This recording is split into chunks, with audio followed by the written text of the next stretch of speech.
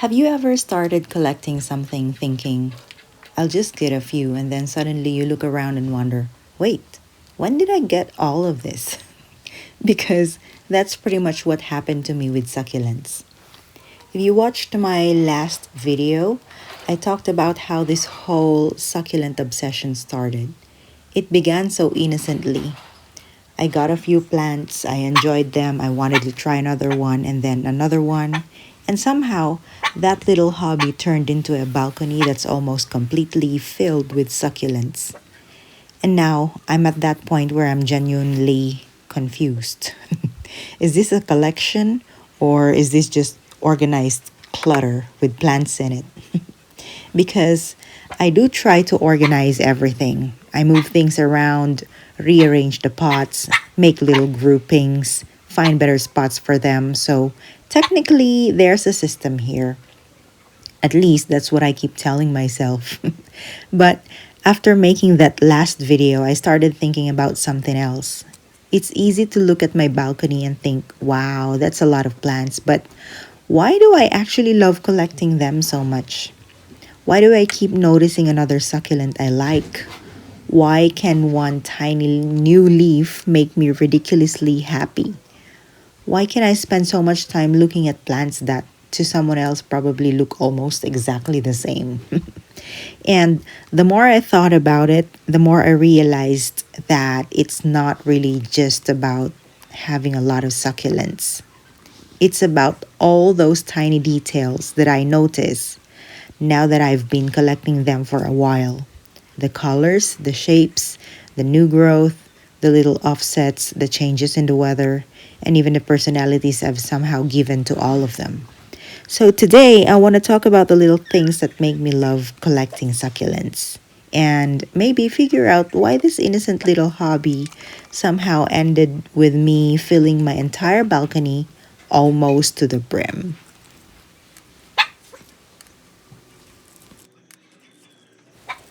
People often ask me why I collect succulents, and honestly, it's hard to explain unless you've fallen down the same rabbit hole. Sure, they are beautiful, but that's only part of it.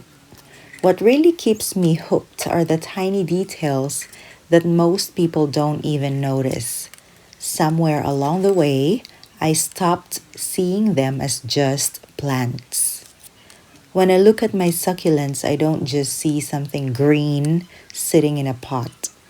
I notice how perfectly the leaves spiral, the soft, powdery coating on some of them, the little pink edges that suddenly appear after a cool weather, or how one plant has a slightly chubbier leaf than it did last week. Those tiny changes make me ridiculously happy. I know it probably sounds silly to anyone who isn't into succulents, but I can't help it. One of the things I love most is how slowly they grow. In a world where everything feels so fast, succulents move at their own pace.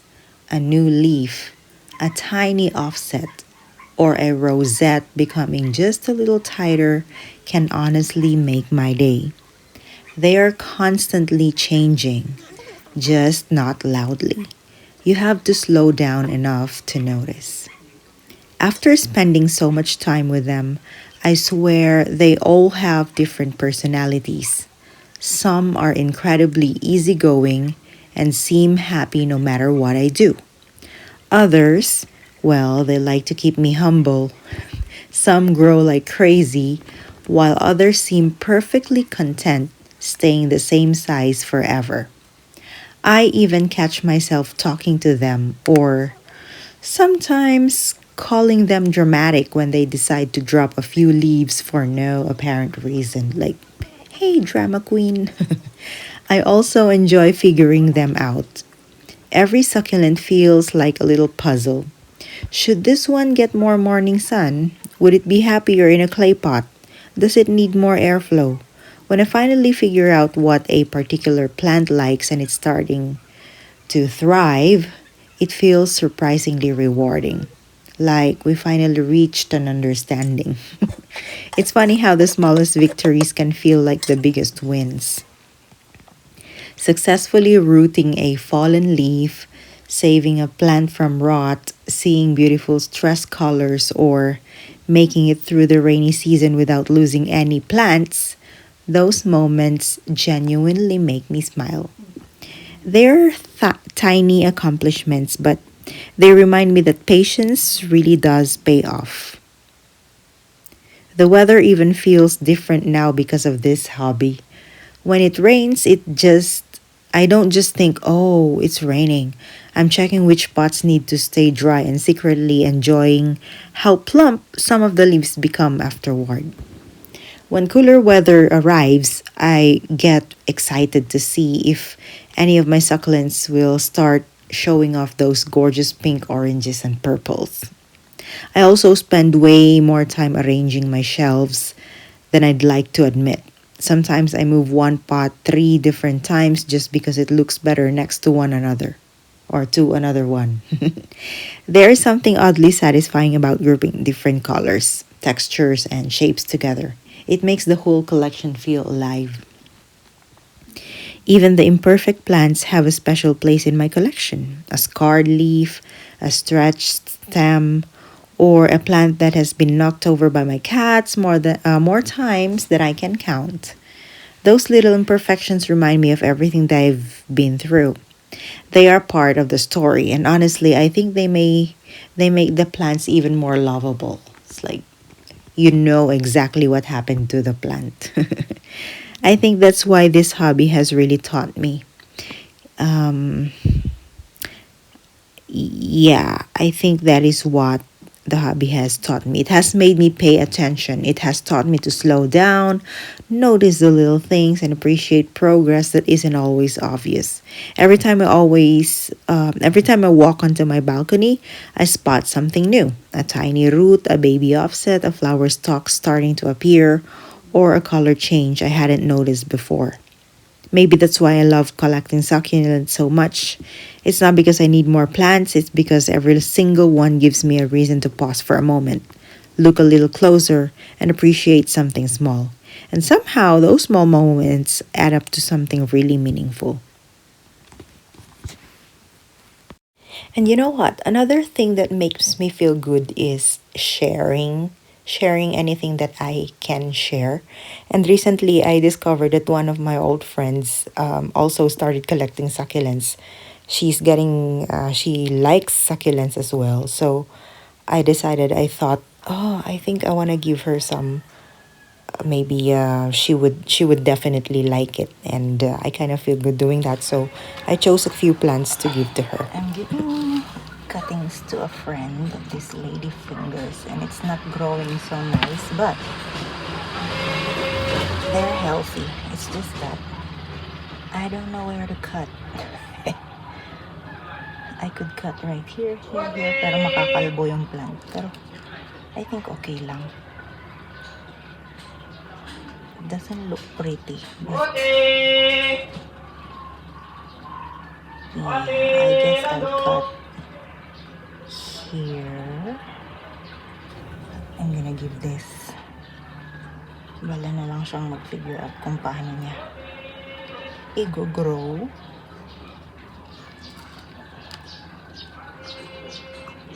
Magkakaugat kaya?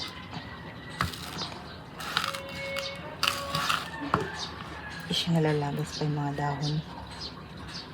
But, yeah. I guess I'll cut here.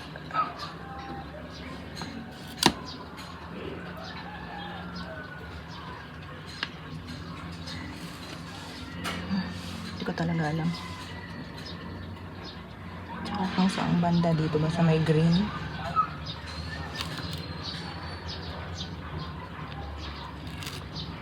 Is this even a good time to cut?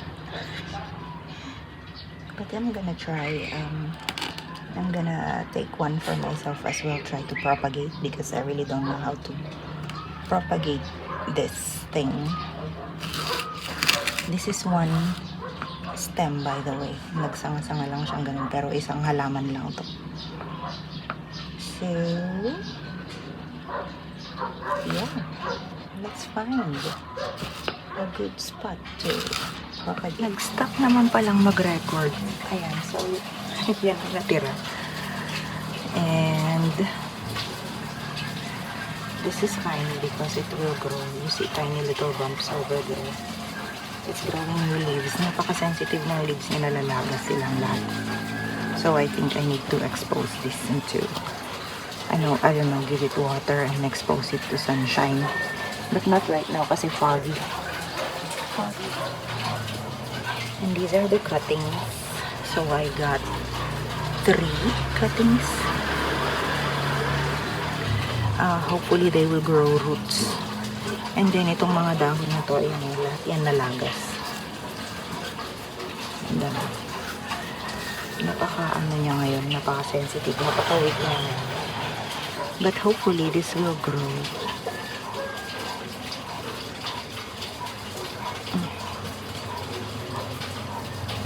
I don't know. I really don't know how to propagate this plant. But I guess. Hopefully this will grow roots. Okay, and this time I'm gonna take ruby slippers cuttings dahil gusto ko rin magbigay ng ruby slippers. Kaya lang, hindi masyadong maganda yung growth niya. Oh, bibigyan ko rin siya ng ganito. Sidong clavatum. So,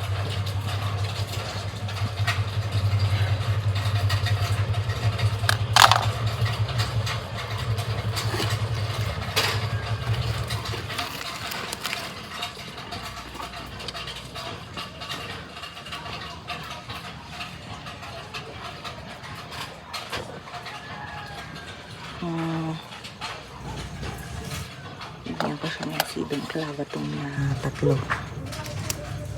cuttings. 1,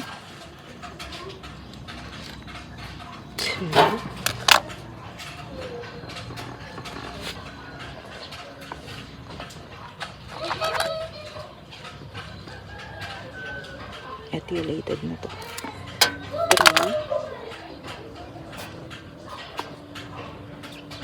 Bilis naman mabilis mag-grow ito. So, 3. I think I wanna give more. But, I'll take it from the other plants. So, dyan muna.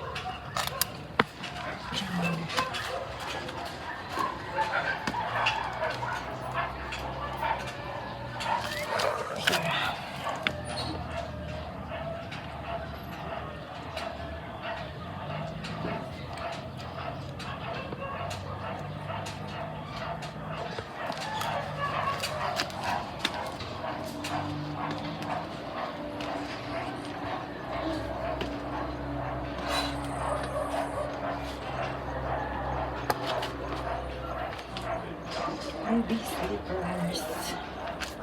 Ayan. Paano ba ako kukuha ng cutting dito? Uy, flower.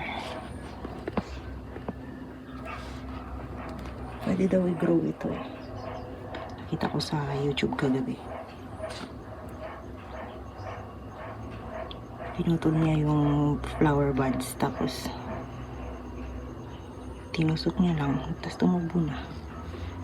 So, I'm gonna do that with this one. So, cuttings lang. Itutusok-tusok lang sa paso. Siguro tutubo din.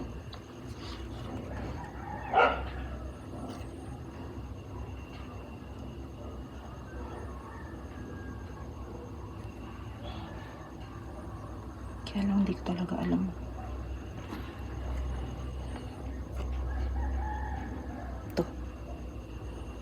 May flower naman ata ito.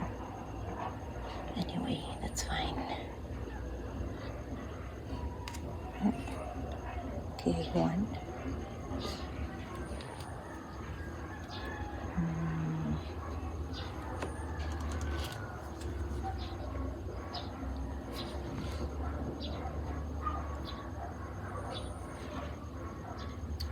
Miserable kasi siya eh. Hindi kasi maganda yung growth niya ngayon. 1. Ito na lang. Cuttings. Bunutin natin. 2,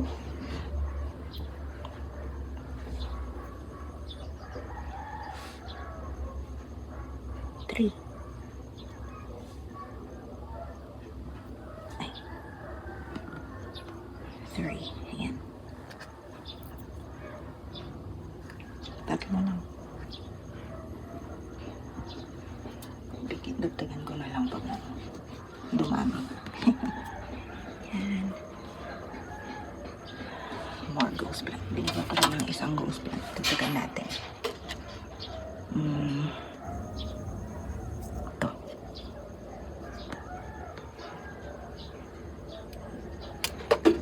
Yo.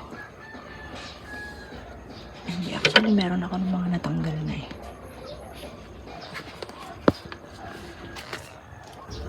Isa pa. This one. Or this one.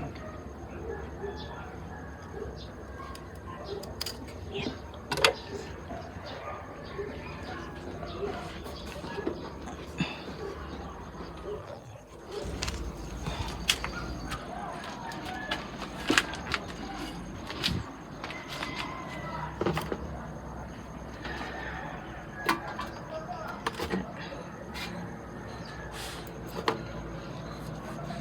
Oh, I bet wala pa siyang ganito. Bigyan ko siya ng ganito.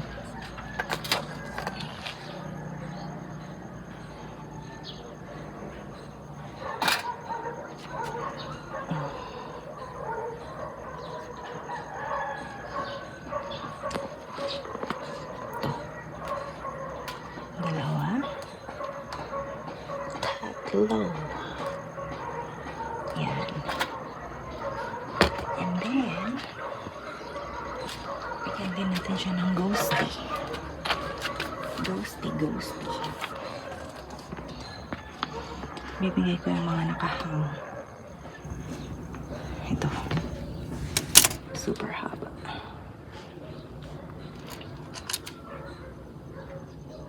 Yan. Goodbye. And then, another one.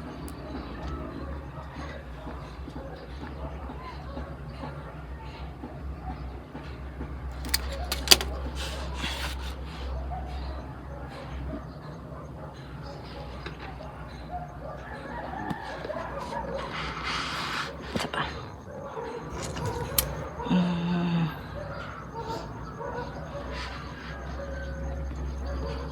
Ito.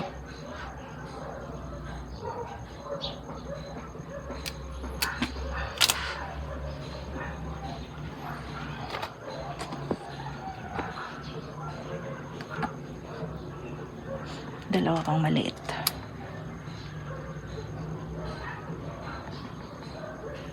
Ito. 1.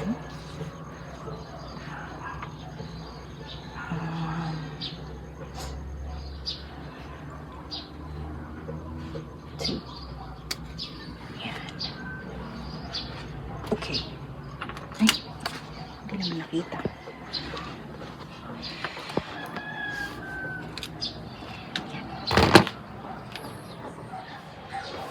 Yan ang bibigay natin. Ayun, okay. So, hanap na tayo ng cuttings ng mga bagay na mga succulents na ibibigay ko kay friend. Nung nasa Zambales pa lang kasi ako, nagchat na kaming dalawa. Like, friend ko siya and na-realize ko na na humaling din pala siya sa succulents kagaya ko recently. So, nung nasa Zambales pa lang ako, chinat ko siya na ganyan, sabi ko, basta nag-reconnect lang kami ulit kasi nakita ko yung post niya, succulent, ang gaganda ng succulents niya. Tapos, uy, sa halaman mo yan, ganito. Tapos, ayun, na-realize ko na may mga collection din pala siya ng succulents. Tapos, ayun, tapos nung nasa Zambales kami, sabi ko, ay, bigyan kita ng ganito, ganyan. Kung buhay pa, kasi hindi ko alam kung buhay pa yung plants ko dahil iniwan ko nga sila ng matagal dito sa Baguio, di ba? So anyway, binigyan ko na siya and it turns out hindi masyadong maganda yung yung pagkaka-grow na nung succulents ko, medyo nag-suffer na rin sila. So, yung variegated ladyfingers ko, hindi ko rin alam kung paano ko ipopropagate yun. Hindi siya masyadong kasi ano yun cotyledon. Di ba, kapag cotyledon, yata cuttings. Although, yung jade plant, cotyledon yun. Yung jade plant, considered siyang cotyledon, pero may possibility din na mag-grow siya sa leaf. Mag-grow siya ng babies sa leaf. So, leaf propagation tawag doon, di ba? Kaya lang, etong cotyledon or bicolata ladyfingers, variegated, medyo mahirap gawin yun dahil una sa lahat, variegated siya. Tapos, konti lang yung chlorophyll niya. So, mahirap mag-produce ng baby. Anyway, so, best way to propagate yata sa kanila is stems or cuttings. Tapos papaugatin. Kaya lang, never ko pa honestly na-try. So, hindi ko alam kung magkakaugat yung mga naputol ko. Pero, pinutol ko siya malapit sa greenish area. So, hopefully magkaugat and hopefully mag-grow niya. Kaso ngayon medyo bumabagyo. So, ewan ko kung kakayanin niyang i-grow yun. Pero, at saka paborito ko yung plant na yun. Kaso nga lang medyo nakalbo na. Kasi nilagay ko sa shade ng matagal. Tas medyo nanghina siya. So, naglagas yung mga dahon niya. But anyway, pero I think may mga ganun na siya maganda yung niya. Ladyfingers variegated niya. Nakita ko sa isa sa mga pictures niya. But, of course, kapag succulent lover ka or succulent addict, for sure, any new plant, kahit meron na sa collection mo, basta may nagbigay, kung ako matutuwa ako. So, hopefully, magustuhan niya yung mga binigay ko. And nagustuhan niya naman actually, sabi niya, ang dami daw. Ang dami ko daw binigay na cuttings. And hopefully, ma-grow niya yung mga yun. In return, actually, binigyan niya rin ako. So, ayun. Parang nag-exchange plants kami. Exchange gifts. Tapos, ayan nga, binabalot ko na siya. Binabalot ko na yung plants isa-isa para, hindi naman masyadong messy kapag binigay ko sa kanya. And hopefully, may, nilagay ko sila sa, sa box ng Goodest cat food. Tsaka dog food. Hay nako. Shopee, Bekana man. Baka naman gusto mo kung i-affiliate. Ginagamit ko ang Goodest. Anyway. Ayan, habang binabalot natin yung plus. Ayan, paborito ko yan yung Echeveria Lola na yan. Kaya lang kasi medyo nag-suffer na yung plant na yan dahil matagal yan na natumba yung pot niya tapos natanggal siya sa pot dahil of course na knock over na naman ng cats. So matagal siyang miserable. But dahil Echeveria Lola siya, maganda pa rin. Kahit anong gawin mo, maganda talaga ang Lola. At paborito ko ang Lola. So I thought I wanna give her one kasi meron din naman akong extrang Lola. And then, meron pa yung isa doon na hindi ko, yan, yung nakapasok na yun doon sa likod ng box. Hindi ko alam ang pangalan nun, pero ganda-ganda din nun pagka And then, nililabel ko sila isa-isa. Ganyan-ganyan. Parang pinapackage, kunwari, babalutin ng tissue. Para para maayos yung pagkakalagay para hindi masyadong bulky kapag binigay ko na. Anyway, habang nagbabalot tayo, meron lang akong gustong sabihin kasi, yun nga, nung last na video, diba, diniscuss ko kung paano ako nagsimula, paano ako nagsimulang magkulang ng succulents and paano ako nahumaling sa succulents. Kasi hindi na lang, given, maganda talaga sila. And parang dahon pa nga lang, nagpapalit-palit na ng, yung makulay na yung dahon nila kapag na-stress. So, parang maikukumpara mo na rin siya sa bulaklak. Diba? That's why na gustuhan ko ang succulents. And, ewan ko, kung makaka-relate kayo dito. Kasi, isa sa mga dahilan kung bakit gustong-gusto ko ng succulents. Kasi, every leaf, mapapansin mo na, every leaf is different. kung, ewan ko kung relate kayo dito. Kasi kung minsan, noong hindi pa ako mahilig sa yung ibang mga tao, halimbawa yung kapatid ko, ang nakikita niya lang minsan sa mga plants na eyesore or random dyan sa balkon, halo-halo yung halaman.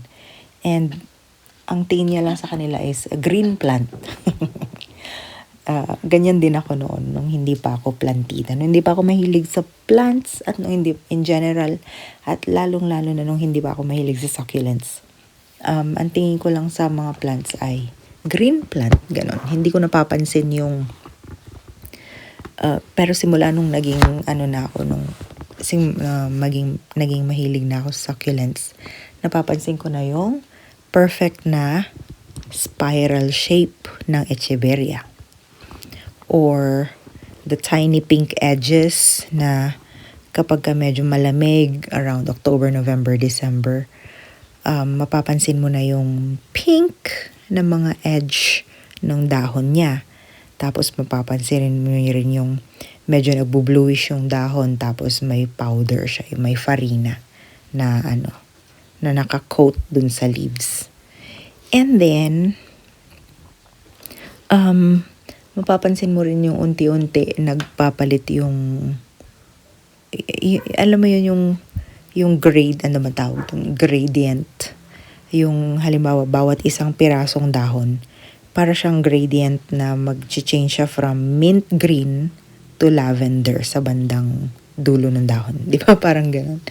Yung hindi lang siya literal na green mula gitna hanggang dulo ng dahon, from root to tip. Kumbaga, paano ba tawag doon? Kumbaga sa buhok, from roots to tips, mayroon siyang gradient color na nag-change from green to orange, or green to pink, or green to lavender, parang ganon. So, napapansin mo yung mga ganon. And then, mapapansin mo na rin yung teeny tiny points sa dulo or sa tip ng bawat leaf. Ang tawag yata dun is mucron. M-U-C-R-O-N. Mucron. So, yung point sa tip ng bawat leaf, mapapansin mo yun. So, hindi lahat ng succulents ay basta green lang. So, simula nung nung nahilig ako sa succulents, napansin ko na yung yung tiny little differences ng bawat dahon. So, it's like, para kang nakadiscover ng ng hidden, parang na-unlock mo yung hidden artwork or something. Okay. Also, simula nung naging plantita tayo, simula nung nahilig tayo sa succulents, napapansin na rin natin yung mga maliliit na growth. Dati parang, lumalaki ba tong succulent o hindi? Tong succulent ko hindi, or nag-grow ba siya, or namamatay lang talaga lagi? Kasi compared siya sa, di ba, compared sa ibang plants, halimbawa yung pothos, yung monstera, yung mga typical na plants na nakikita natin, mga tropical plants dito sa Pilipinas. Dati di ba yung mga plants na yun, lang, basta bigla na lang, ang bilis lumaki. Parang nag-explode na lang bigla. Yung a month ago, maliit lang siya. Tapos later on, a few months, ang dami na agad dahon. Mabilis silang lumaki. Pero kapag succulent collector ka, maliit lang na bagay, natutuwa ka na. Like, for example, may panibagong dahon. May isang bagong dahon na tumutubo. O kaya, dati medyo siya, loose, medyo leggy. Tapos biglang nung nilipat mo ng lugar, naging tight na yung rosette. Tuwang-tuwa ka kapag nagiging tight yung rosette, di ba? Or tumitibay siya. Tapos kapag umulan, nagiging chubby-chubby sila. Tumataba yung leaves. Tuwang-tuwa ka na nun.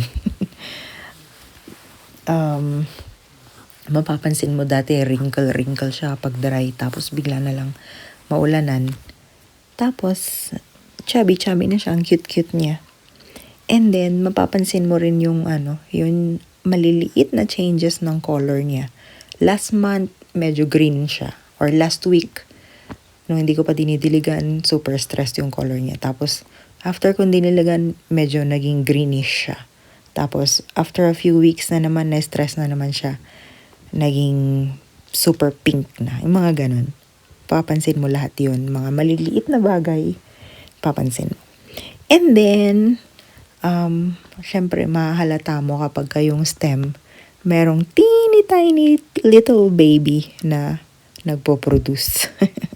So, yun, mga maliliit na halos hindi napapansin na mga growth. Pero, dahil ikaw ay isang succulent addict, mapapansin mo yung growth na yun. Na parang tuwang-tuwa ka na, napakaliit lang na growth. Ayos, masaya ka na. Okay, itong na to, pinapaikot-ikot ko na yan. Ano yan? String of Hearts. Alam ko meron na siyang String of Hearts variegated. Ewan ko kung meron siyang non-var. But anyway, I realized na, natutuwa ako sa String of Hearts kasi ang tibay nila. And napansin ko sa kanila na yung String of Hearts ko, pinabayaan ko lang sila tapos lumaki na yung mga dahon. Dati nag-i-struggle sila nung kakaripat ko lang. Pero ngayon, ang chachabi nung dahon niya kaya natutuwa ako. Anyway, I realized gusto ko ring mag-share niyang String of Hearts na yan kasi masaya pag marami. Mas masaya pag mas marami. Kaya gusto ko ring paramihin yung String of Hearts ko. Nagkaroon na ako ng mga String of Pearls, String of Tears, String of Dolphins, String of Watermelons. Long time ago na neglect ko yung mga lahat ng yun. Kaya gusto ko ulit magparami ng mga strings. And recently kanina at last video ba yun? Yung nakaraan na video. 'Di ba pinakita ko yung String of Turtles. Tuwang-tuwa ako kasi nagpo-produce na siya ng maliliit na dahon. Ewan ko lang ngayon kung okay pa siya dahil bumabagyo. Sana hindi pa ma-deads ang aking String of Turtles. Napaka-sensitive nun pero natutuwa ako dahil nagta-thrive naman siya. Nag-grow siya ng bagong leaves. Anyway, let's move on. So, isa pa sa mga napapansin ko simula nung nahilig ako sa succulents, ang hirap nilang alagaan kasi bawat isang succulent may iba't ibang personality. Yung iba, drama queen. Yung iba naman, hindi ko talaga mapatubo. Hindi ko mabuhay. Hindi ko mapalaki. Lagi akong namamatayan. And then, yung iba naman, parang rabbit. Ang bilis dumami. Para silang rabbits or daga. And then, yung iba naman, they stay tiny forever. So, yun, iba-ibang personality. So, minsan parang sabihin mo, meron yung ibang plants na, lagi namang kulubot, laging thirsty. Yung ice plant, napansin ko yun Dati may ice plant ako. Pagka nagkulubot na siya, ibig sabihin na uhaw na. So, didiligan mo na yun. Tapos, pag nagdiligan mo na siya, magiging plump na. Magiging chubby-chubby na siya. And then, mamaya, kulubot na naman. Ang bilis naman mauhaw nito kako. Kaya yun. Pero gustong-gusto ko ng ice plant. Gusto ko ulit magkaroon ng ice plant. Dahil namatay na yung ice plant ko. Ang tibay nun Kaso namatay pa rin dahil talagang beginner. Tapos hindi ko naasikaso yung plants. Tapos super beginner pa ako nun. Pero nagtagal sa akin yung ice plant bago siya namatay. Despite na beginner pa ako noon. Okay.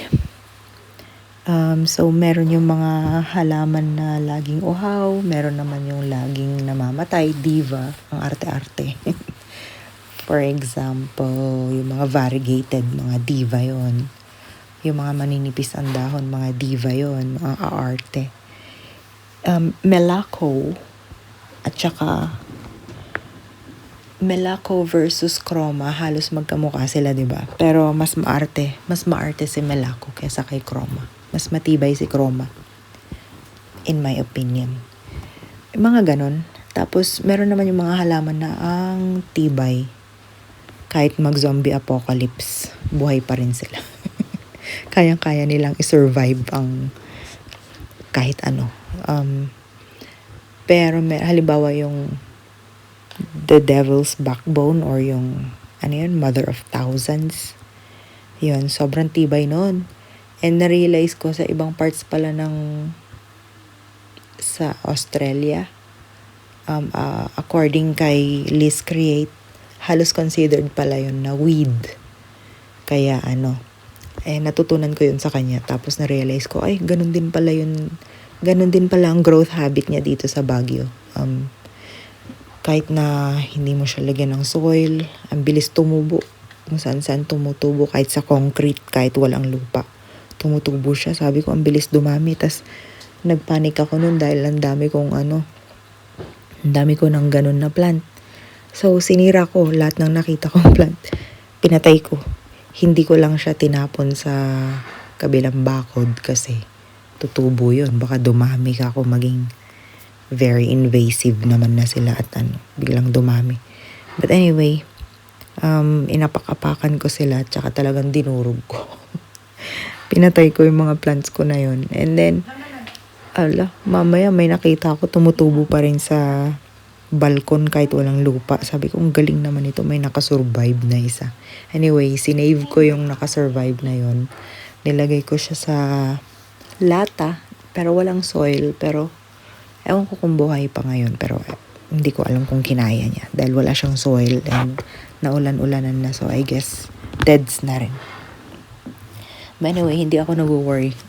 Sa ngayon, pansin ko wala na akong mother of thousands sa aking plants, sa collection ko. Gusto kong magtira kahit isang piraso lang, pero i-confine ko siya sa napakaliit na pot para hindi dumami. But then, I think wala na akong natira kahit isa. Okay lang kahit wala na. Ang ganda rin naman ng plant na yun, pero yun nga, sobrang bilis dumami. Kaya gusto ko siya yung super compact lang yung growth niya.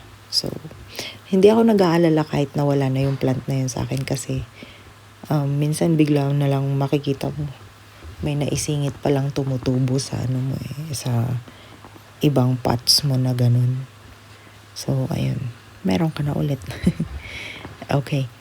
Isa pa sa napansin, ewan ko kung relate ka dito, kung plantita ka rin, kung mahilig ka rin sa succulents. Simula nung naging plant person ka or plantita or naging succulent collector ka, palagi mo nang na-enjoy ang mag-experiment. So, yung parang napapuzzle ka kapag ano kaya ang perfect condition para sa plant na to. Relate ka, di ba? Like, for example, kailangan ba nito ng more sunshine? Gusto niya ba yung morning sun? Maganda yung growth niya pag morning sun? Or less water or more water? Anong klaseng soil ang gusto nito? Kaya niya bang i-survive yung regular na soil? Or kailangan niya ba sobrang gritty, sobrang dry? Yung mga ganun. Anong klaseng pot ba ang gusto niya? Clay or plastic? O kaya gusto niya ba ng more airflow or okay lang siya kahit nasa shade? O kaya kailangan mo bang i-rotate yung pot? Alam ko hobby mo na yun mag-rotate ng pot para pantay-pantay yung sunshine. So mga ganon. So yung mga mystery na ganon, yung mga kapag ka na-figure out mo na kung ano yung klase ng perfect na condition para dun sa plant na yun, parang ang saya-saya mo na. Right? So, kapag ka suddenly perfect na yung condition ng plant na yon, tas na-figure out mo na kung anong klaseng soil or sunshine ang gusto niya, parang feeling mo nakapag-solve ka ng puzzle. Nakapag-unlock ka ng ng mystery something. Okay. And, ano ba yan? Ayan, binabalot ko na siya ng tissue. Yung mga plants ko. Ako na Ay, sorry, naantok na ako. 2:51 a.m. na nga pala. Magti 3 a.m. na naman. Hindi ako nakakatulog agad eh. So, kasi kung minsan yung parang yung ideas mo lumalabas kung kailan matutulog ka na. Okay. And yung mga maliliit na victory para sa'yo, malaking bagay na yun kapag ka plantita ka. Hindi napapansin ng iba yun eh, pero kapag ka collector ka ng succulents, maliit na bagay pero malaking victory para sa yun. For example, kapag meron kang fallen leaf na nai-root, na leaf propa, na propagate na leaf, kapag nagkaroon na siya ng roots, ang saya mo na. O kaya kapag may rotting plant ka, nabubulok, tapos na-save mo siya. Yun, 'di ba? Feeling victorious ka na ulit nan. Or halimbawa yung plant mo nag-etiolate, tapos parang malambot. Tapos biglang inayos mo yung itsura niya, tapos naging compact yung growth niya. Malaking malaking bagay sa'yo yun. Malaking bagay para sa akin yun. Tapos kapag naman, yung plant mo na inaabang-abangan mo na, ang tagal-tagal mo ng plant, tapos nag-produce siya ng first baby niya, first offset niya. Saya-saya. Or kapag na-survive mo yung isang buong rainy season at na-survive ng mga plants mo, ang saya-saya nun. Yung konti lang yung loss. Merong losses, or mas masaya akong walang loss kapag walang na-deads, di ba? Pero mahirap talagang i-achieve yun dito sa Irisan, dito sa Baguio. Lalo na dito sa amin sa Irisan kasi super humid, super foggy kapag rainy season. Tas araw-araw yun, halos 1-2 buwan hindi mo makikita yung araw, literal. Puro fog. Naku, delikado. Disaster sa succulents. So kapag na-survive mo yun, yung rainy season, tapos dumating na yung lumabas na yung araw, dumating na October, November, dry season and cold season na, yun, gumaganda na yung plants mo nun. Nai-stress na sila, tas ang gaganda na nila. So, kapag meron kang successful na growth ng plant mo, parang, wow, ang galing ko. Ang galing kong mag-alaga ng succulents, parang ganun. Ganun yung pakiramdam. And then, ayun lang. Tapos kapag plantita ka or succulent collector, napapansin mo yung changes nila kada season, right? Ako, naiinis ako dun sa mga taga Baguio, naiinis ako sa mga artificial plants, artificial decorations. Hindi naman sa naiinis. Ayoko lang talaga sila. Nag-iipon ng alikabok. Tapos, depende sa gamit. Halimbawa, gagamitin mo siya once or twice as a decoration sa isang event. Okay lang sa akin yun. Nagagandahan ako sa kanila kapag maganda yung talagang pagkakatubo, or kapag naglilibot-libot ako sa sa mga shop, tapos may mga nakikita akong artificial plants na mukhang magandang tignan, natutuwa ako, pero hindi ako bumibili. Or kapag halimbawa papasok ka sa isang cafe or restaurant, tapos nakita mo, ay ang cute ng kanilang decorations, tapos makikita mo artificial plant lang pala, pero ang galing ng pagkakagawa. So tutuwa ako sa ganun. Pero personally ako, ayoko pa rin ng artificial plant. Naiinis ako kapag nakakita ako ng paso tapos may artificial na succulents. Meron yung isang restaurant dati, ang display nila succulents, tas ang gaganda. Kako rare yata to. Totoo ba tong codex na to? Hindi pinisil ko. Ay, legit pala.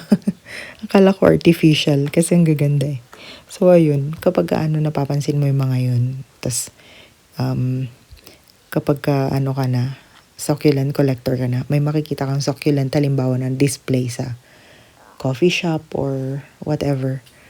Minsan, pinapakialaman mo, tas hindi mo mapigilan, hahawak at hahawakan mo yun.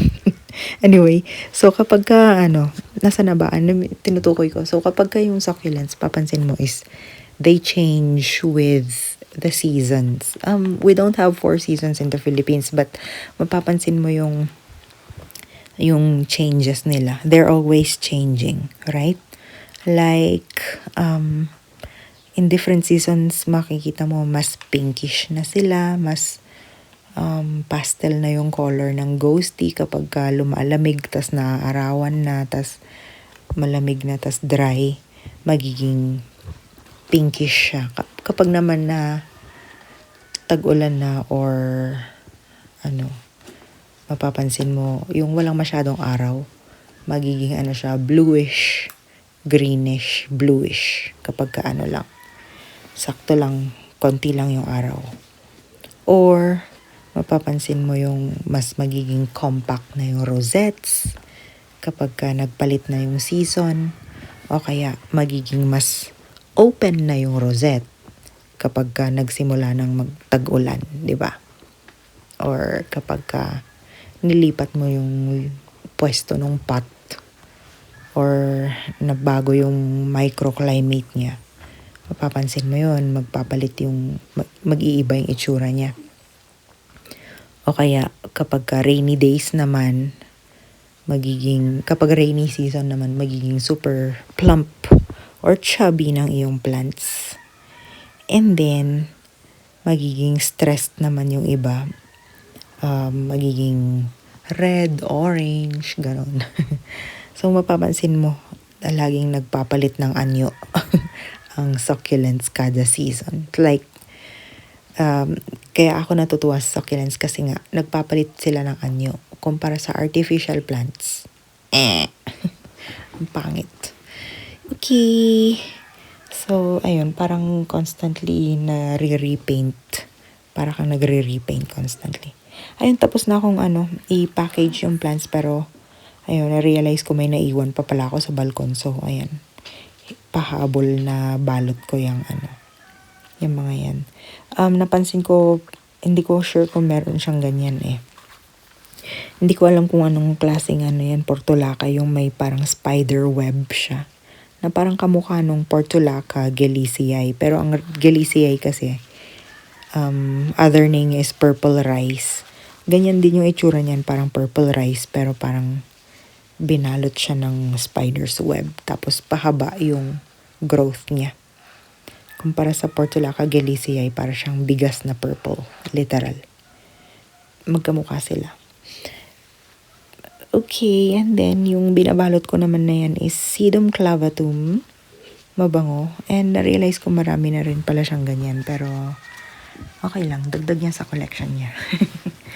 And ang ganda-ganda ng clavatum. Lalo na nung stressed yung kulay niya. Tas may pointy red tips siya. Gustong-gusto ko yung clavatum. Tas bango-bango niya. Okay. Anyway, habang nagbabalot tayo, naglalagay ng label, isa pa sa one last thing. Isa pa sa mga gustong-gusto ko kung bakit nahumaling ako sa succulents. Kasi kapag gumagawa ka ng arrangement, nakaka-satisfy kapag gumagawa ka ng plant arrangement or succulent arrangement or gumagawa ka ng arrangement sa pots, ganun. Nakakatuwa lang kapag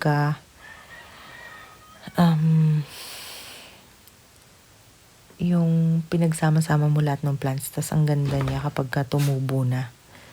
One time, naglagay ako ng puro Francesco Baldi at saka mga golden sunset dun sa California golden sunset sa isang used na tray ng gift na sa kapatid ko. Hiningi ko yung tray. Wala na yun ngayon eh. Na-neglect na rin yung plants na yun. Namatay na rin. Pero anyway, ang ganda niya kasi yung punong-puno ng Francesco Baldi tsaka golden sunset. Tas nung nag-stress yung colors niya, tas nung nag-grow yung plants, tas nag-reflect sa sun, ang ganda. So, nakaka-satisfy kapag gumagawa ka ng arrangement. Also, nakaka-relax habang gumagawa ka ng arrangement kasi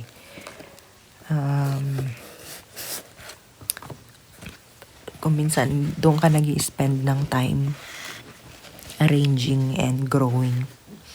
So, may enjoy ka sa symmetry nung arrangements. Pag nilagay mo yung magkakapantay, ganun. O kaya i-group mo siya sa similar colors o kaya naman yung contrasting colors sa color wheel. Halimbawa, maganda yung itsura ng green sa katabi ng blue or orange.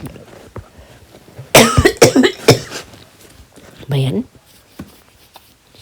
Kapag dumadakdak ka na nag-VVO, nakakaubo. Yung tubig ko ang layo. Anyway,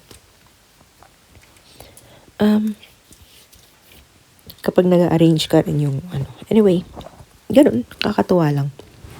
So, tapos na tong video. Nag-break na ako neto. So, I'll see you in the next one.